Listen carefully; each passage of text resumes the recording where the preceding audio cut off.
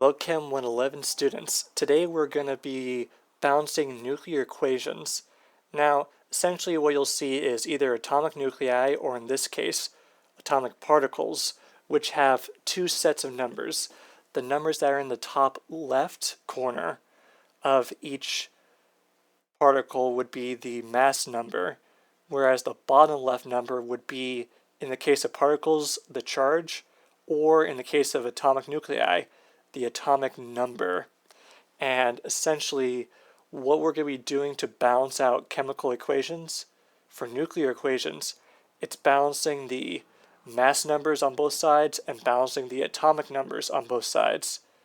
When we have a particle in our nuclear equation, we're going to consider the charge number as an atomic number, just to keep the math the same.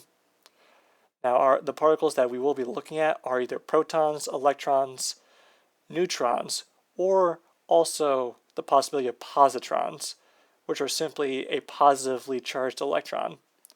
Now, an example of a nuclear equation would be the situation where an isotope of hydrogen, in this case hydrogen 3, reacts with a proton to form helium. In this case, what we're going to look at is the mass number on both sides. Or in this case, the top left number for each component of this equation. On the left side of the arrow, we have hydrogen, which has a mass number 3, and a proton, which has a mass number of 1. Therefore, on the left side of the equation, we have 3 plus 1, or 4. Whereas for helium, we have a mass number of 4 as well. Therefore, the mass number is balanced. Now, for the atomic number, the numbers in the bottom left corner of each component, hydrogen has a mass number of 1. Similarly, a proton does as well. Therefore, the total atomic number for the reactants is 1 plus 1 or 2. And on the product side, we only have helium, which has an atomic number of 2. Therefore, since we have 4 and 4 for the mass number on both sides, and 2 and 2 for the atomic number on both sides, this nuclear equation is balanced. Now, what you can do is solve nuclear equations to determine the unknown nuclei, the unknown element that is hidden, the identity of which will be determined by the atomic number, or the bottom left number for that element.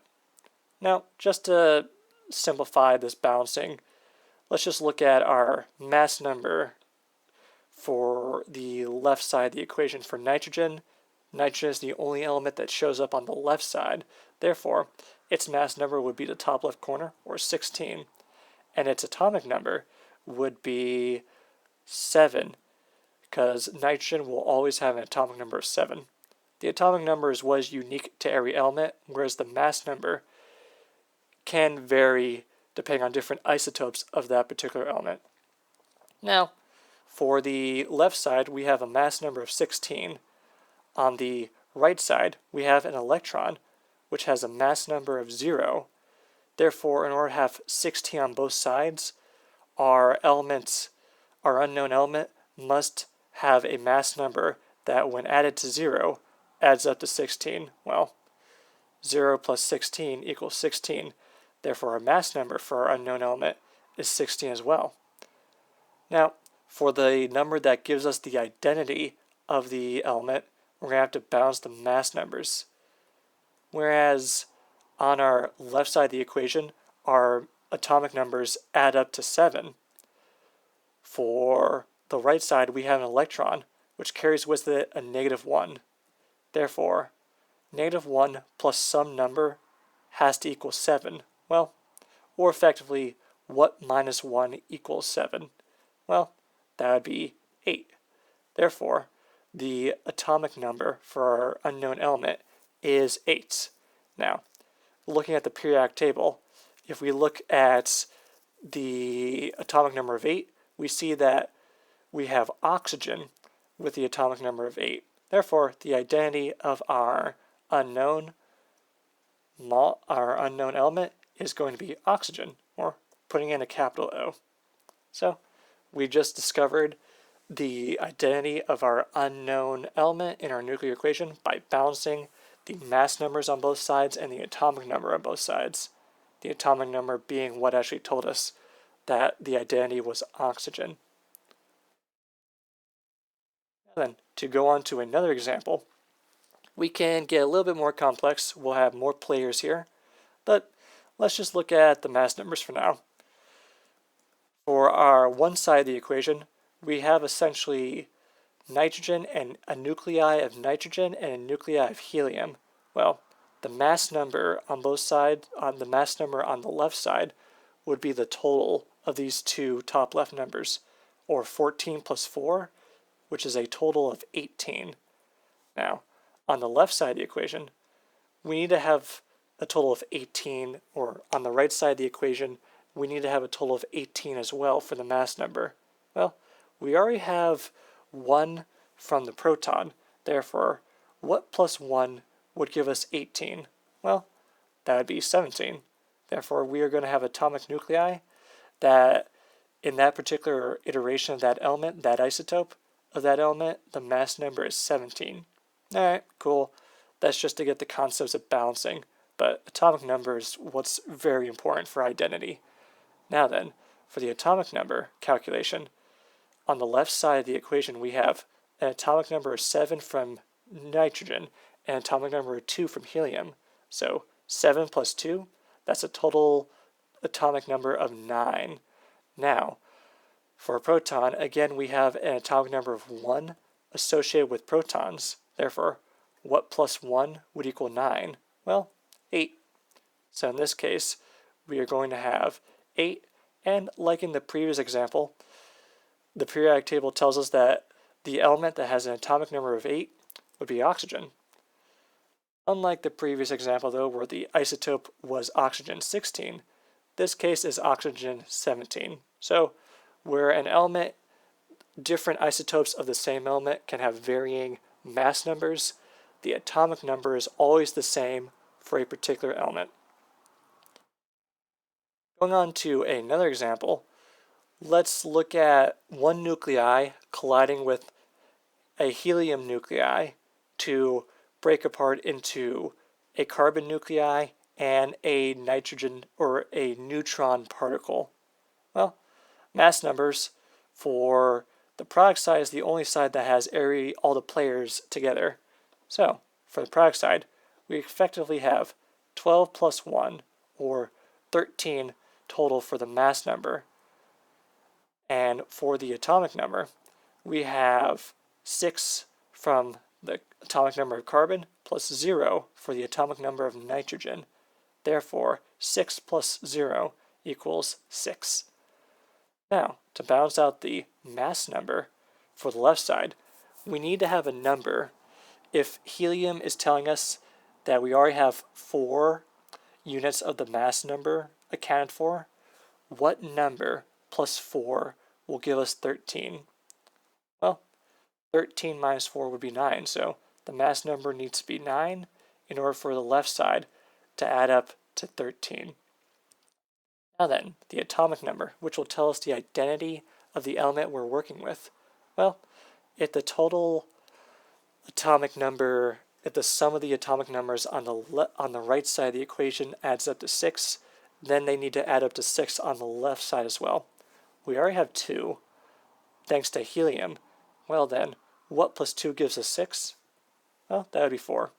So, our missing element has an atomic number of 4, and going on the periodic table, we see that the element with atomic number of 4 would actually be beryllium. Therefore, we can fill in beryllium as our missing element, capital B, lowercase e. Well, yeah, this is basically the gist of what we're doing. Balancing out nuclear equations, balancing out the mass number and the atomic number, and then going to the periodic table to determine the identity of that missing nuclei.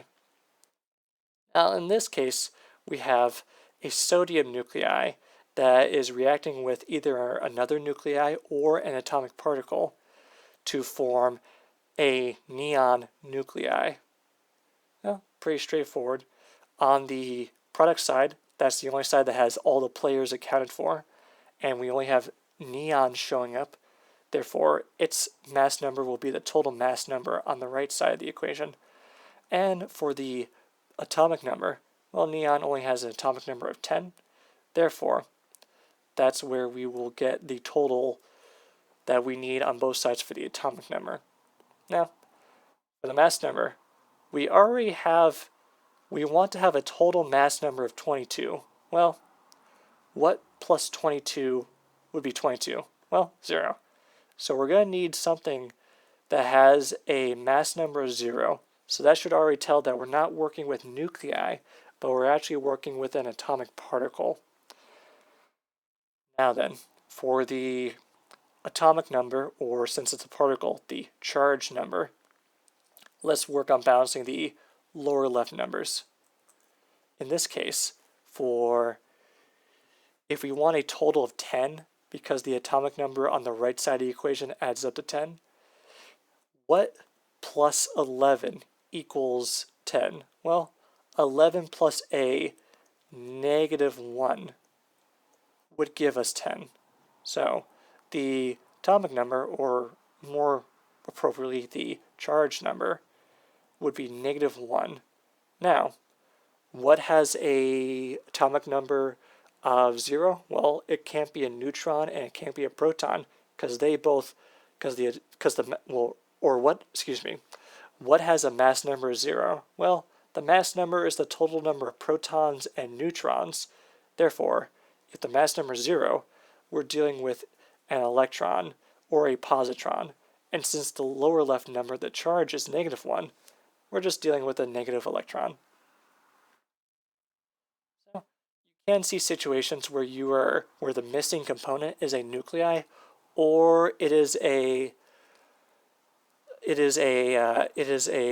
particle.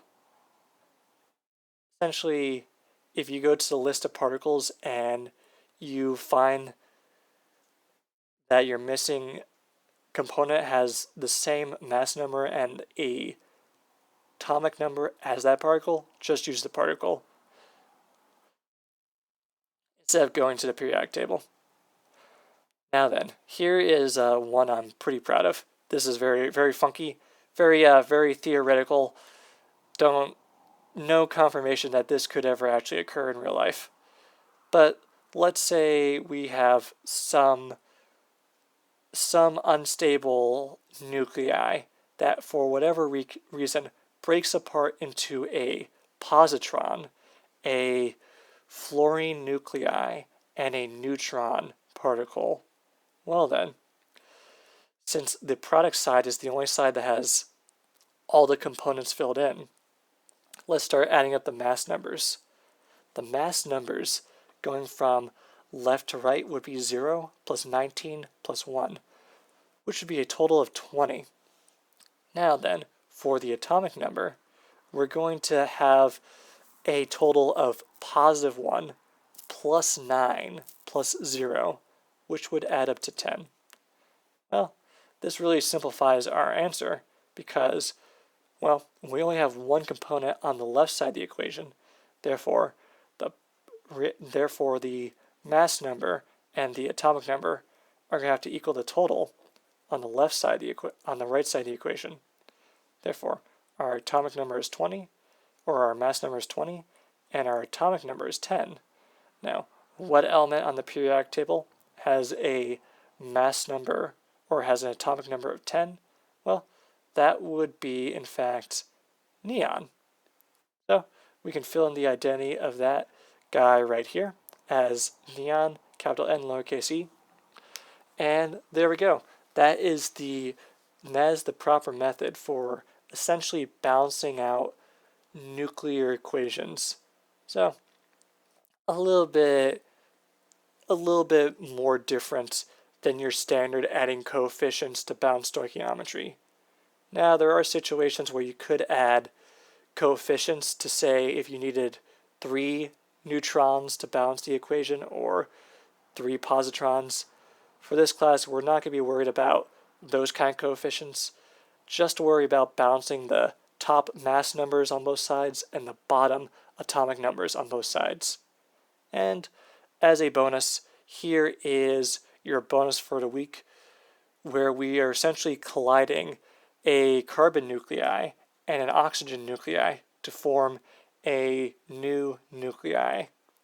And you can submit those answers by the end of the week. As always, it is enjoyable to teach you guys, and as we are nearing the end of the semester, that has not changed whatsoever. Enjoy the rest of your awesome week, guys.